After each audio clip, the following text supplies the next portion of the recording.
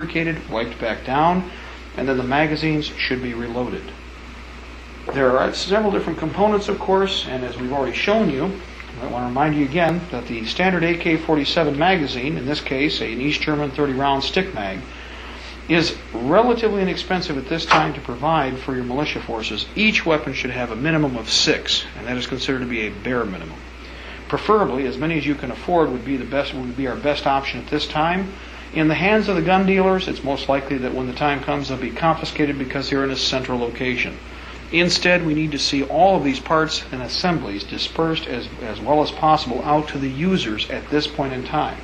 These will not be the weapons that fight the entire war, but rather will be just one of the many weapon systems that will be utilized as a stopgap measure until such time as our militia weapons production can reach full production levels. Seeing here, first of all, is one of the entire families of cartridges used by both the Colonial Marines in all 37 to 38 states that are presently operational, and many of the calibers presently used by the militia, excluding standard 7.62x39, which is of course also in service. We have the 50 caliber 300 Winchester, the Zussman Ackerman discarding Sable 45 caliber round, approximately a 500 grain and with a potential of about 3,800 feet per second.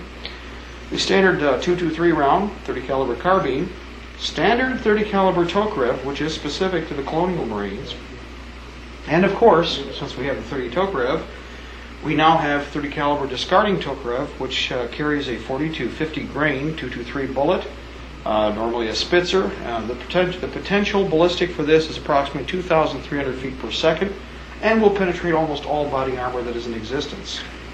In addition to the standard 9mm cartridge, but again, what we are demonstrating here is improvising utilizing existing technology. The Zussman cartridge is a belted cartridge, and the Tokarev pistol round, of course, is a standard pistol round.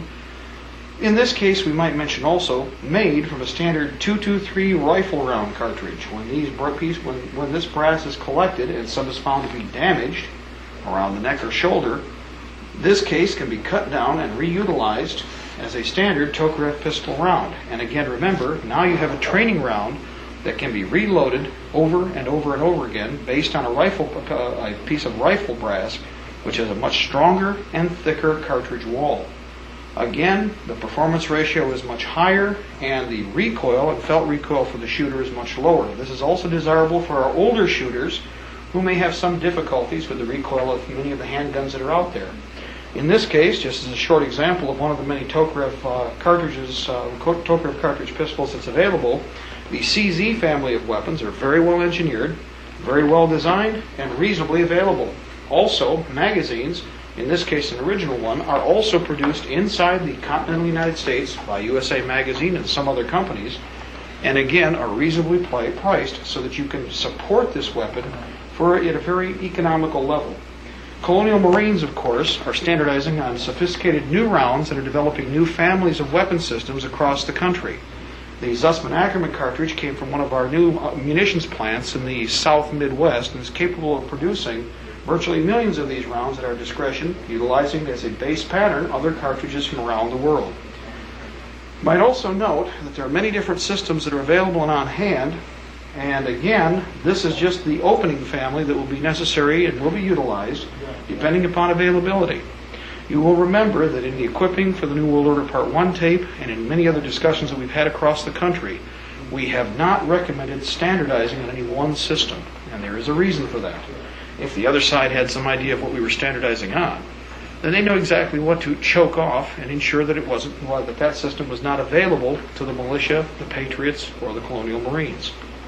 We might remind you, as we showed earlier in this particular segment, that the standard AK-47 chest pouch, a very simple system that would provide support for the AK family of weapons and the AK magazines, has been banned from import in the United States, a non-lethal item, but obviously a viable item that the Patriot movement can use. We have to come up with solutions, and again, here are some that you can choose from yourself. At this point in time, we're going to cover some of the more specialized weapon systems provided by the militia. On a regular basis, heavy long-range weapons with telescopic sights, obviously, not necessarily sniper rifles, but counter-sniper rifles, are being employed throughout all of the militia and Colonial Marine forces across the nation. You might, as you recall, notice that we have used the term improvise many times, and this is a classic example of utilizing what's on hand to the best of your ability. The particular snow camouflage cover mounted on this particular weapon was made up from a white dress shirt. Notice that with a little bit of sewing, it covers the front of the scope area, the entire forestock, the barrel, and is attached utilizing existing button points and, of course, the original seam points that were on the shirt. This is a very simple system, very easy to improvise and use off the shelf. And for those of you seamstresses who are out there watching this right now, you're probably saying, I can do that. Well, you're right, you can. So again, it's only a matter of imagination, and there are many different solutions being found across the country. This is a good example of one of them.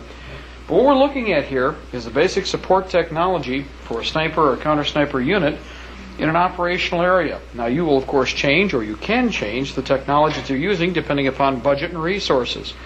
In this case, first of all, reconnaissance is a primary concern. We're looking at photographic intelligence, utilizing a 35mm camera, but the technology will vary depending on what you have available. And today, video cameras are also quite popular. Remember, too, that while you're carrying the camera and you're carrying film in it, always carry spare film, and whenever possible, date the package and identify what film is in there with how many exposures. In this case, I believe this is a disposable camera, a throwaway. An excellent option because, again, you're not concerned with losing it. If you do take the photographs but have to dispose of the evidence for a short period of time, you can leave this without crying about it, unlike the 35mm commercial camera. Once reconnaissance has been done, and also while reconnaissance is being done, other optics are, of course, desirable. The more detailed the optic work done, the more likely it is you're not going to fail when the time comes to perform the mission. Remember also that with any type of long-range shooting operations, the spotter should also be provided with optics.